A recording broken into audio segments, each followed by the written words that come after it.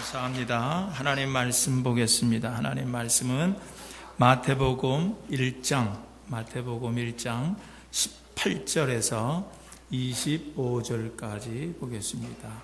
마태복음 1장 18절에서 25절까지 제가 봉독해 드리겠습니다.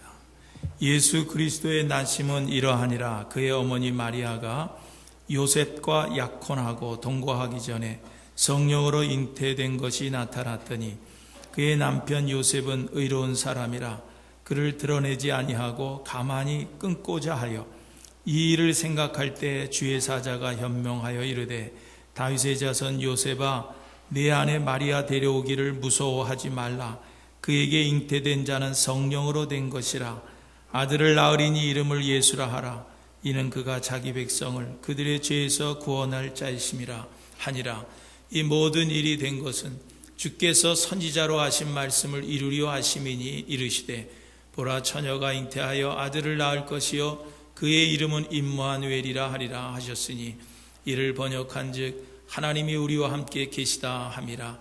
요셉이 잠에서 깨어 일어나 주의 사자의 분부대로 행하여 그의 아내를 데려왔으나 아들을 낳기까지 동침하지 아니하더니 나음의 이름을 예수라 하니라. 아멘. 할렐루야. 세계사를 보면은 이 땅에 참 지대한 공헌을 한 사람들이 많이 있는 것을 알 수가 있습니다. 특별히 에디슨 같은 그런 사람은 여러 가지 발명을 통해서 우리 인류에게 참 눈부신 그런 발전과 문명을 가져왔던 것을 알 수가 있습니다. 또 링컨 같은 이런 대통령은 또 노예 해방을 통해서 오늘 인류에게 인간다운 삶을 살 수 있는 그런 희망을 우리에게 주었던 것을 알 수가 있습니다. 그 외에도 달나라를 갔다 오고 또 불치의 병을 해결한 그런 많은 사람들이 세계사를 보면은 있습니다. 여러분 성경에도 보면은 그런 어떤 독특한 환경과 상황 속에서도 신앙으로 그것을 잘 극복하고 하나님의 거룩한 일들을 이루어갔던 그런 믿음의 사람들도 많이 있는 것을 알 수가 있습니다. 우리는 그런 사람들을 존경하고 흠모하고 있습니다. 노아와 같은 사람들, 또 아브라함과 같은 그런 사람들, 요셉과 모세와 다윗과 같은 그런 사람들, 엘리야나 다니엘, 또 신약에 와서는 베드로, 야고보, 요한, 바울 사도 같은 그런 사람들이 많이 있는 것을 알 수가 있습니다. 오늘 그중에 오늘 본문을 보면은 정말로 하나님의 사역에 절대적으로 공헌한 그런 마리아의 남편 요셉의 신앙을 오늘 본문은 아주 감명 깊게 우리들에게 보여주고 있는 것을 알 수가 있습니다. 우리는 항상 성경을 읽으면서 어떤 참 훌륭한 인물이 나올 때 그 사람을 생각하면서 이 사람은 성경에 나오는 인물이니까 그렇게 넘겨버리면서 읽을 때가 많이 있어요.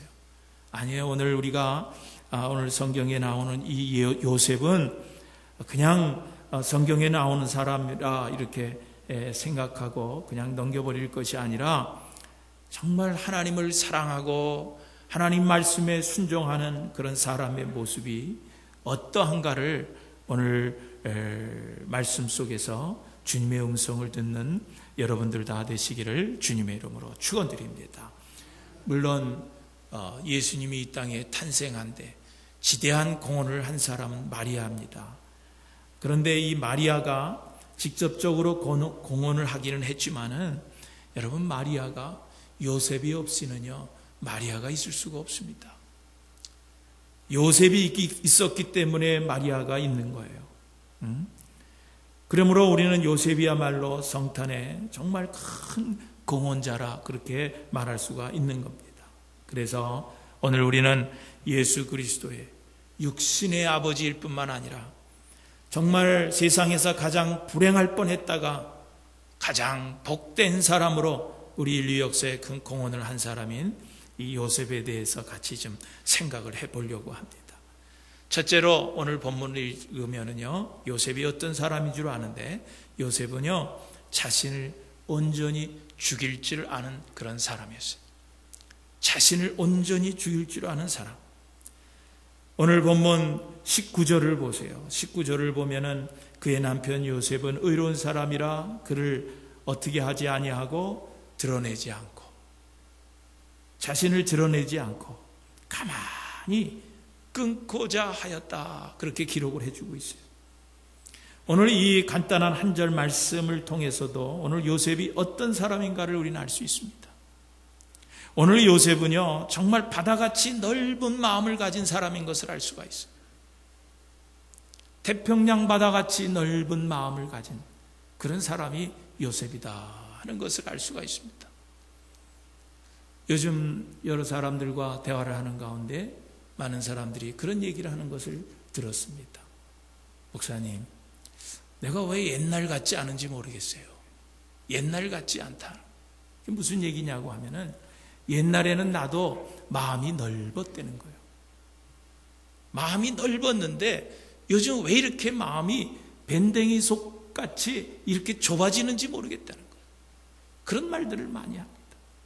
물론 오늘 현대인들이 살아가는 그런 상황이나 부딪히는 여러 가지 문제들, 특별히 이민 와서 살면서 받는 그런 스트레스, 이런 것들 때문에 사람이 그렇게 변화갈 수도 있습니다. 그러니까 옛날엔 그저 어떤 일이든지 참고 인내하고 견딜 수 있었는데, 요즘에는 왜 이렇게 무슨 작은 사소한 일에도 참지 못하고 분을 내고, 그리고 이렇게 사람을 미워하고 이렇게 되는지 모르겠다고 하는 그런 이야기들을 하는 것을 많이 봤습니다. 옛날에는 안 그랬는데, 여러분, 요셉은 참 마음이 그 바다같이 넓을 뿐만 아니라요, 그 마음이 소음 같은 것을 알 수가 있어요. 소음. 우리 어릴 때는 참 우리 이불이 다 소음이었어요. 저희 시골의 할머니 댁에 가면은요, 그 소음을 이렇게 가지고 이불을 만들고 이렇게 털어서 하고 하는 것을 구경을 했어요, 어릴 때. 소음 이불들을 만들어서 그렇게 사용했던 것을 볼 수가 있습니다. 근데 이 소음은요, 자꾸 털면 털수록, 때리면 때릴수록, 여러분, 소음이 소리를 내질 않습니다. 소음은 그저 때려도 소리를 내지 않는 것이 소음이에요. 그리고 때리면 때릴수록 더 좋아져요. 소음이 더 부풀어지고요, 더 좋아지는 그런 것을 볼 수가 있어요. 참 오늘 이 요셉을 보면 생각하면서 그런 생각이 났어요. 참 요셉은 소음보다 더 부드러운 사람이 아닐까 하는 그런 생각을 해봤습니다. 요셉은 누구하고도 부딪히려고 하는 사람이 아니에요. 그저 자신을 온전히 죽일 줄 아는 그런 사람이었다라고 하는 거예요. 왜 우리가 그런 평가를 해주는가 하면은, 사실 요셉은요 목수일을 하는 그런 청년이었어요. 그래서 착실하게 돈을 모아가지고 살림장만을 만들어가지고 이제는 나도 행복한 가정을 이루어 보겠다고 이 마리아라고 하는 이 처녀와 정혼을 한 거예요. 정혼을 했습니다. 여러분, 그 정혼이라고 하는 것은 그 당시에 결혼하기 전에 1년, 정혼해서 결혼까지 1년이라고 하는 기간을 둡니다. 그런데 이 정혼은 결혼과 법적으로 대등한 그런 것을 할 수 있는 거예요. 그러니까 결혼한 것과 같은 거예요, 정혼은. 그러니까 잠자리만 같이 안 할 뿐이지, 결혼한 것과 같이 아내로 법적으로 인정을 받는 겁니다.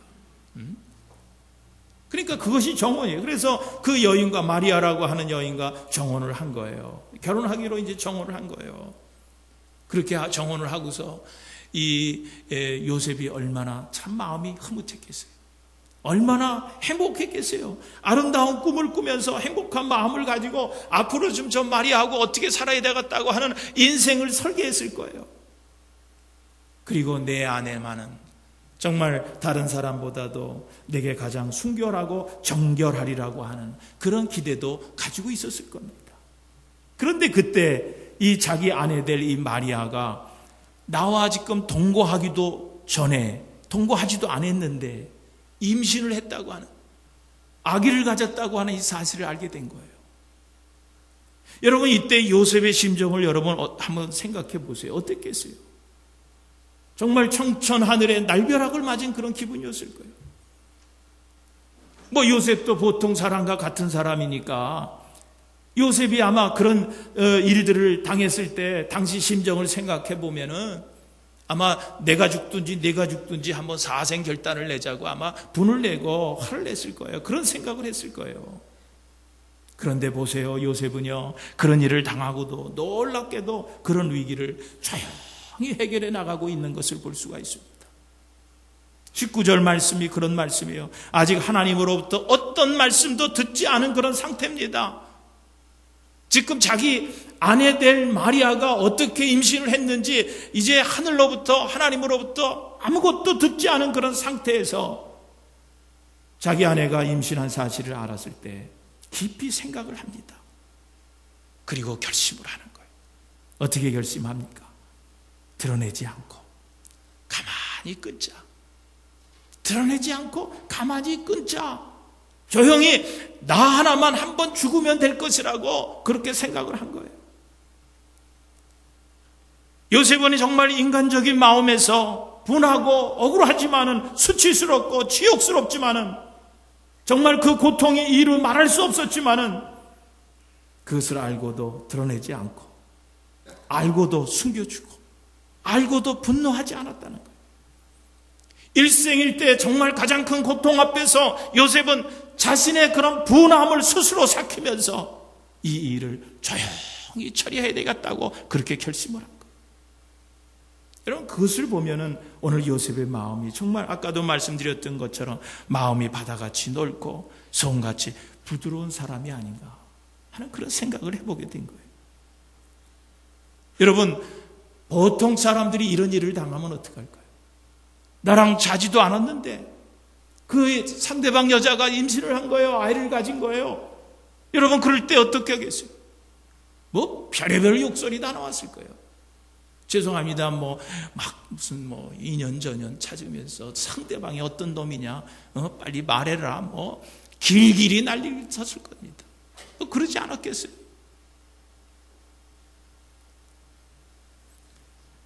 여러분 요즘 참 분노를 해결하는 그런 방법들이 굉장히 이슈가 되고 있습니다. 왜냐하면 여러분 요즘 현대인들이요 분노 조절이 안 돼서 얼마나 많은 사건 사고가 일어납니까? 한국에도 그렇고 미국에도 그렇고 무슨 사고가 났다 그러면은 그 배경을 보면은요 이 분노 조절이 안 돼서 사고를 내는 거예요. 여러분 이 미국에서만도요 매년 200만 건의 강력 사건이 이 분노 조절이 안 돼서 일어난다는 거예요. 200만 건. 또 그것뿐만 아니라 이 분노 조절이 안 돼서 스스로 자기 목숨을 끊는 사람들이 매년 10만 명씩이나 된다는 거예요. 그러니까 현대의 가장 큰 문제가 뭐냐면 이 분노를 조절할 줄 모른다고 하는 거예요. 그게 가장 큰 문제입니다. 지난 봄에 중앙일보에 보니까 분노 조절을 하는 방법을 7가지를 거의 칼럼으로 어떤 분이 쓴 것을 볼 수가 있었어요. 그래서 중요한 것 같아서 제가 스크랩을 해놨는데 오늘 7가지는 다 말씀드릴 수 없고 5가지만 여러분에게 간단히 소개하면은 여러분 내가 어떤 감정이 나고 막 분한 감정이 날 때는요 그 자리를 피하려는 거예요. 여러분 사람이 막 폭발하기 일보 직전 이런 분이 날 때는요 이 몸에 신호가 옵니다. 경고가 오게 돼 있어요. 가슴이 두근거리고요. 호흡이 막 빨라지고 손이 떨리고요. 막 목소리가 떨리는 겁니다. 여러분 그게 지금 내 몸에서 지금 그 신호를 보내는 거예요. 여러분 그럴 때는 잠시 자리를 뜨라는 겁니다. 잠시 자리를 뜨면은요 여러분 그런 분을 내서 부딪히는 일들을 피할 수 있다는 거예요. 그리고 또 2번째로 거기에 보면 그렇게 얘기를 합니다. 피할 수 없다면은 3분만 참으라는 거예요. 피할 수 없으면 3분만 참으라는 거예요.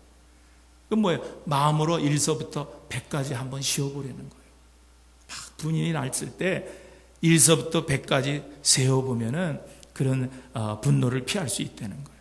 그리고 세 번째는 분노한 이유를 생각해 보려는 거예요. 여러분, 내가 분을 내는 것은 문제를 해결하기 위해서 분을 냅니다. 화를 냅니다. 그런데 그 화를 낸 후에 그런 상황들이 긍정적으로 만들어지느냐는 것을 먼저 생각하려는 거예요. 내가 분을 냈을 때 그 상황이 잘 긍정적으로 해결이 될 수 있는가라고 생각하려는 거죠. 아니라고 하는 거예요. 후련함보다는요, 화를 내서 했던 그런 후련함보다는요, 많은 것을 잃을 수 있다는 거예요. 그러니까 화를 낸 후 상황이 어떻게 긍정적으로 만들어질 수 있는가를 먼저 생각해 보면은 분노를 피할 수 있다라고 하는 거예요. 그 다음에 네 번째 뭐라 하냐면 건강하게 화를 내려는 거예요. 건강하게 화를. 여러분, 사람이 화를 자꾸 누르고만 하면은요, 화병이 생기는 거예요. 그러니까 화를 내긴 내는데 화를 좀 낼 때 건강하게 화를 내려는 거예요. 그러니까 뭐냐면은 내가 너 때문에 망쳤다, 당신 때문에 망쳤다고 화를 내기보다는 나는 이런 생각을 가지고 있는데 이렇게 했으면 좋겠다. 그런 것이 건강하게 화를 내는 방법이라는 거예요. 부부간에도 그렇습니다. 내가 당신하고 결혼해서 내가 이렇게 됐다, 내가 내 신세를 망쳤다고 그러는 것보다 나는 이렇게 해줬으면 원한다. 이게 건강한 방법으로 화를 내려는 거예요. 다섯 번째는 뭐예요? must를 버리려는 거예요. must. 그러니까 이건 뭘 얘기냐면은 당위적인 표현을 버리려는 거예요. 당위적인 표현. 이것만이 해결할 방법이다. 이렇게 하는 것만이 해결 방법이다. 그렇게 생각하지 말라는 거예요. 당위성을 버리고 유연성을 가지려는 거예요. 해결할 방법은 이렇게도 해결할 방법이 있고 저렇게도 해결할 방법이 있다. 그래서 해결할 그런 폭을 좀 넓히려는 거예요. 그런데 많은 사람들이 부딪히는 이유가 뭡니까? must 때문에. 이렇게만 해결된다고 하는 생각 때문에 그 화를 내고 그것 때문에 엄청난 사건들이 일어나는 거예요. 뭐 여섯 번째, 일곱 번째는 뭐 그렇습니다.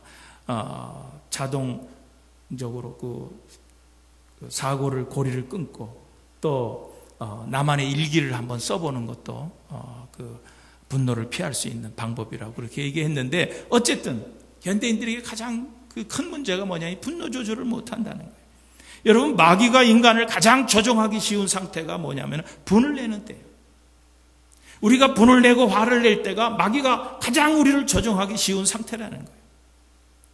여러분, 분을 내면은 여러분 잘 알다시피 건강이 일찍 잃게 되는 거예요.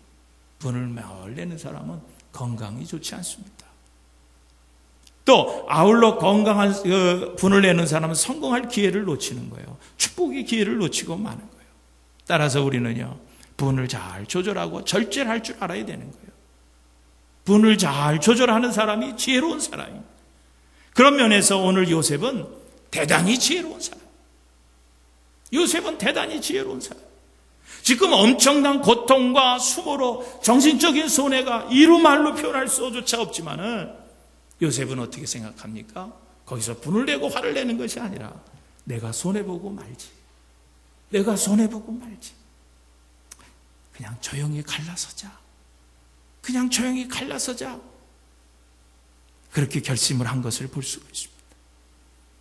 이렇게 요셉은요, 남을 살리려고 하는 사람이에요. 여러분, 지금 나랑 동거하지도 않았는데 다른 남자하고 간음을 해서 애를 가졌다 그러면은 그것은 사형감입니다. 즉결 심판에 가서 사람들이 그 자리에 놓고 돌을 던져서 죽여도 괜찮은 사람이에요. 만일 그것을 세상 사람들에게 그냥 다 공포해버렸다고 하면은 사람들이 돌을 들고 와서 죽여도 그것이 죄가 되지 않는 거예요. 그런데 이 요셉은 어떡합니까? 재판정으로 끌고 가지 않았어요. 즉결 그런 사형의 심판에 넘겨주지도 않았어요. 그냥 내가 손해보고 조용히 물러서겠다는 거예요. 여러분, 왜 그랬습니까? 왜 그렇게 했어요, 요셉이? 그렇게 해야만 누구를 살릴 수 있는 거예요. 그래도 사랑하는 마리아를 살릴 수 있는 거예요. 그렇지 않으면 마리아는 죽을 수밖에 없는 상황입니다. 여러분, 그렇습니다. 아무리 밉고 서운하고 고통을 준 자라 할지라도 서로 살릴 수 있는 길을 모색하는 그런 방법을 찾아야 하는 거예요. 그렇게 했던 사람이 바로 요셉이라고 하는 거예요. 여러분, 관포지교라고 하는 그런 이야기를 여러분 단어를 알 거예요. 이 관포지교라고 하는 말은 중국의 청국 시대의 제나라 제상인 관중이 젊었을 때 이 포숙과 같이 나눈 우정에 관한 그런 얘기인데, 이 관중과 이 포숙이 장사를 같이 했다는 거예요. 장사를 같이 했는데 그 장사를 해서 얻는 이익을 관중이 더 많이 가지고 가는 거예요. 그랬을 때 이 포숙은 그 관중을 탓하지 않고, 관중이 나보다 더 가난하니까 많이 가져갈 수 있지, 그렇게 관중을 이해해 줬다는 거예요. 또 포숙이 관중 때문에 아주 곤란한 처지가 되었을 때, 또 포숙은 그 관중들이 친구들이 어리석다고 그렇게 다 얘기했지만은, 그 포숙은 사람들에게 그렇게 얘기했다는 거예요.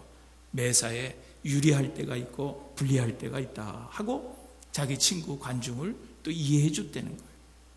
또 어떤 때는 이 포숙과 관중이 전쟁터에 나갔는데, 이 전쟁터에 나가서 이 관중이 도망을 간 거예요. 3번씩이나 도망을 간 거예요. 그랬을 때 이 관중이 또 비겁하게 도망간 것을, 포숙이 관중이 비겁하게 도망친 것을 탓하지 않고, 관중에게는 늙은 어머니가 계심으로 그렇게 가는 것이 마땅하지, 그렇게 또 포숙은 관중을 끝까지 이해해 줬다는 거예요. 뒷날 관중이 높은 벼슬을 했을 때 그런 날을 얘기했다는 거예요. 나를 낳아준 이는 부모요, 나를 알아준 사람은 포숙뿐이라. 이 두 분이 이 세상 다 하도록 내가 갚아야 할 은인이라고 그렇게 고백했다는 것입니다. 바로 이 포숙이 요셉과 같이 남을 철저하게 이해한 사람이라는 거예요. 여러분, 솔로몬의 명재판도 있잖아요. 두 여인이 한 아기를 놓고서 서로 자기 아기라고 그렇게 주장을 합니다. 도저히 가릴 방법이 없을 때, 이때 한 여인이 그렇게 얘기하잖아요. 그럼 아이를 둘로 갈라서 반은 나에 주고 반은 저 여인에게 주세요. 그건 뭐예요? 아이를 죽이겠다는 거예요. 그러나 정말 진짜 어머니는 어땠어요? 그 아이를 저 여인에게 주라. 어떻게 해결하는 거예요? 살릴 수 있는 방법을 찾은 거예요. 사람을 살릴 수 있는 방법을 찾았다고 하는 거예요. 모든 손해를 내 자신이 떠안으려고 하는 그런 생각, 바로 요셉이 바로 그런 사람이었다고 하는 거예요. 요즘에 사람들이 장사를 해도 뭐라 그래, 너 죽고 나 죽자는 식의 그런 장사를 하는 사람들이 너무나 많이 있습니다. 여러분, 오늘 우리는요 그런 삶을 회개할 거예요. 우리 속담에도 못 먹는 감 찔러나 보자. 내가 못 먹으면 방해라도 하자는 거예요. 여러분, 이런 마음으로 살지 않기를 주님의 이름으로 축원드립니다. 우리 기독교인들은 그래요. 여러분, 예수님의 삶은 정말 사람을 살리는 그런 삶이었어요. 그러므로 오늘 우리들도 항상 주님처럼, 오늘 요셉처럼 사람을 살리는 그런 삶을 살게 되시는 여러분 되시기를 주님의 이름으로 축원드립니다. 요셉은 항상 사람을 살리는 그런 생각을 가지고 삶을 사는 사람이에요. 그리고 세 번째로 요셉은 어떤 사람이었느냐? 굉장히 영적인 사람이었다라고 하는 것을 알 수가 있습니다. 마태복음 1장 오늘 읽은 본문 말씀 20절에 보면은요, 이 일을 생각할 때에, 이 모든 일들을 생각할 때에 주의 사자가 현몽하여 이르되 그랬어요. 여러분, 요셉은요 깊이 생각하는 사람이었다라고 하는 거예요. 여러분, 우리 믿는 자들은요 자신의 일을 돌아보면서 깊이 생각하고 행동해야 할 뿐만 아니라 나 아닌 다른 사람의 형편도 깊이 생각하고 살피고 마음을 써야 하는 거예요. 그게 기독교인입니다. 여러분, 여기서 요셉이 생각했다, 여기 생각한다라고 하는 말은 무슨 뜻이 있냐면 물었다, 구했다라고 하는 뜻이 있는 거예요. 요셉은 하나님께 자기의 형편과 생각을 물었어요. 여쭈었습니다. 그냥 경솔하게 순간적인 감정으로 대처하지 않기 위해서 그는 마음으로 깊이 생각했던 거예요. 먼저 어떻게 하는 것이 지혜로운 것인가? 어떻게 하는 것이 하나님을 믿는 믿음의 사람으로서 옳은 것인가? 정말 내 사랑하는 저 여인 마리아를 살리는 일, 저 마리아에게 상처와 해로움을 주지 않을 수 있는 일이 어떤 거니까? 어떻게 하는 일이 상처를 주지 않는 일인가? 그리고 왜 이런 일이 나에게 일어났을까? 내가 이런 상황에서 할 수 있는 최선의 길이 무엇일까? 라고 하는 것을 깊이 스스로 생각을 한 거예요. 그렇게 요셉은 생각한 것뿐만 아니라 그리고 하나님께 물었다라고 하는 거예요. 주님 어떻게 할까요? 주님 이런 상황에서 내가 어떻게 할까요? 그리고 주님께 물었다라고 하는 거예요. 여러분 지금 요셉은요 참 고통스러운 일을 당하고 있습니다. 사랑해서 정혼한 마리아가 자신에서가 아니라 다른 사람의 생명을 잉태하고 있었다고 하는 거예요. 정말로 견디기 어려운 고통스러운 그런 힘들고 어려운 문제에 지금 이 요셉은 직면해 있었다고 하는 거예요. 그런데 이때 요셉은 분노의 감정보다도 정말 하나님을 믿는 믿음의 사람답게 하나님의 뜻을 구하고 하나님의 섭리를 구하고 있는 것을 볼 수가 있습니다. 여러분, 우리가 세상을 살아가면서 참 이 요셉처럼 황당하고 난감한 일이 우리에게 있어서는 안 되겠지만은 정말 어쩔 수 없이 이런 난감하고 이런 분노를 끌어오게 하는 일을 당할 때가 있습니다. 여러분, 그럴 때 우리가 해야 될 게 뭐예요? 먼저 깊이 생각해 보려는 거예요. 어떤 것이 최선의 방법인가? 그리고 하나님께 지혜를 구하는 거예요. 그리고 하나님의 인도하심을 구하는 거예요. 여러분, 이것이 오늘 신앙인들의 모습인 거예요. 여러분, 세상을 살아가면서 부모 자식 간의 문제로, 남편과 아내 간의 문제로, 건강과 명예의 문제로, 직장과 사회의 문제 등으로 정말 황당하고 억울하고 고통스러운 그런 일들을 당하고 살아갈 때가 얼마나 많이 있습니까? 나는 오늘 우리들이 오늘 이런 참담한 문제를 풀어가는 지혜를 오늘 요셉에서 배울 수 있기를 주님의 이름으로 축원합니다. 주여, 나에게 이런 환난이 찾아왔습니다. 내게 이런 고통스러운 일이 찾아왔습니다. 너무 고통스러워서 내가 참 견딜 수가 없습니다. 하나님, 나를 불쌍히 여겨주시고 오늘 이 고난 중에서 나를 구원하여 주시옵소서.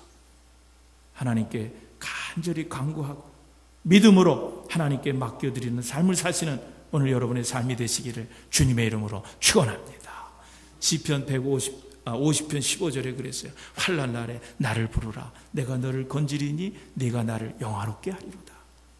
베드로전서 5장 7절에 보니까 너희 염려를 다 주께 맡겨버리라. 이는 저가 너희를 권고하심이라. 시편 34편 19절에도 그랬어요. 의인은 고난이 많으나 여호와께서 그 모든 고난에서 건지시는도다.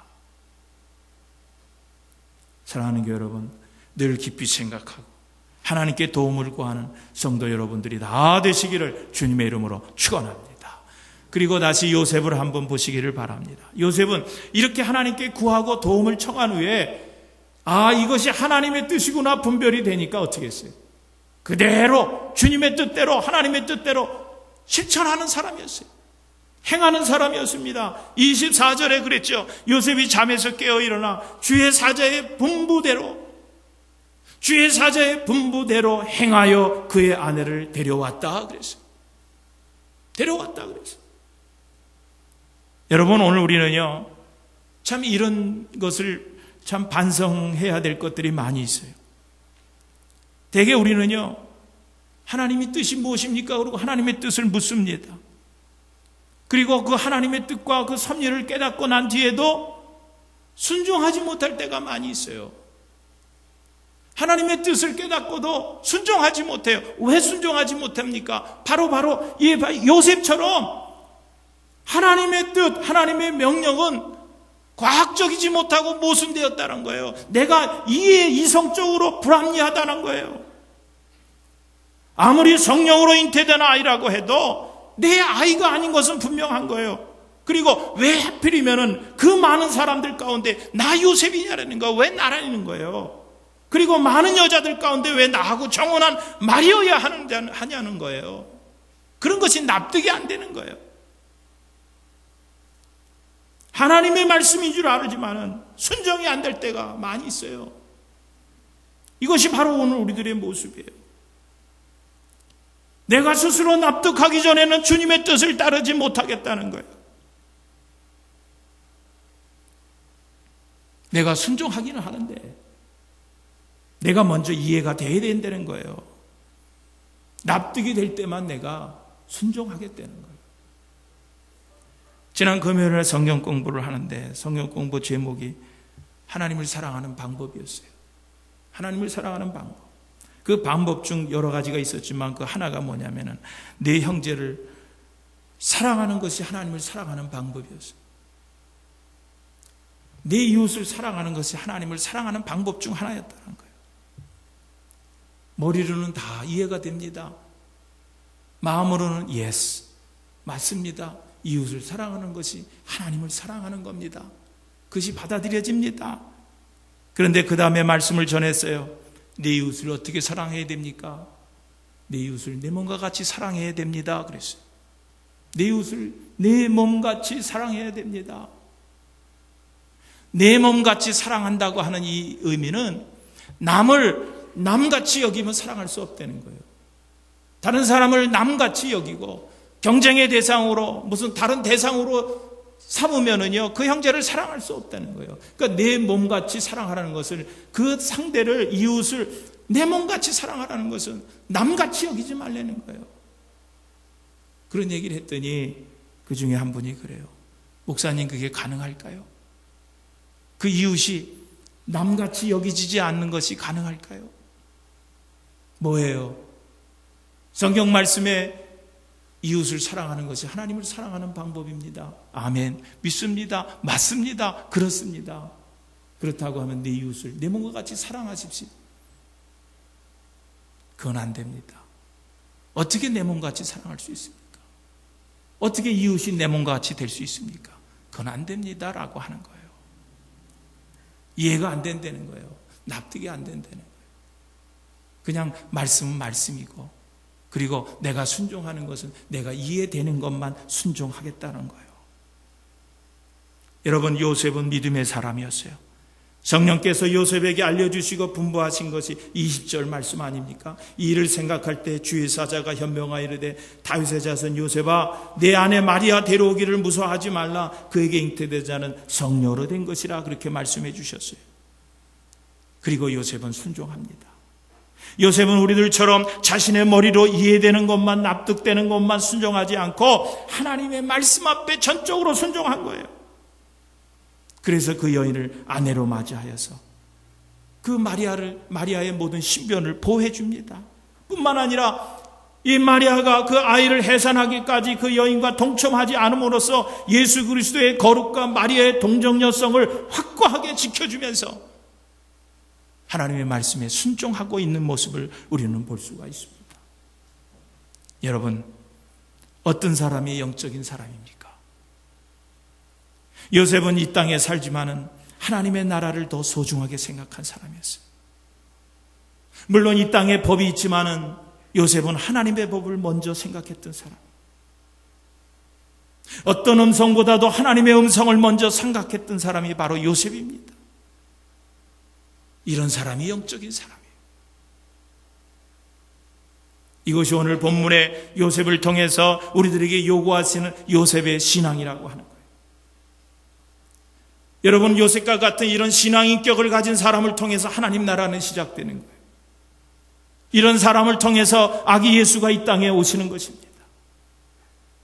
지금 성탄을 기다리고 준비하는 사람들이 많이 있습니다.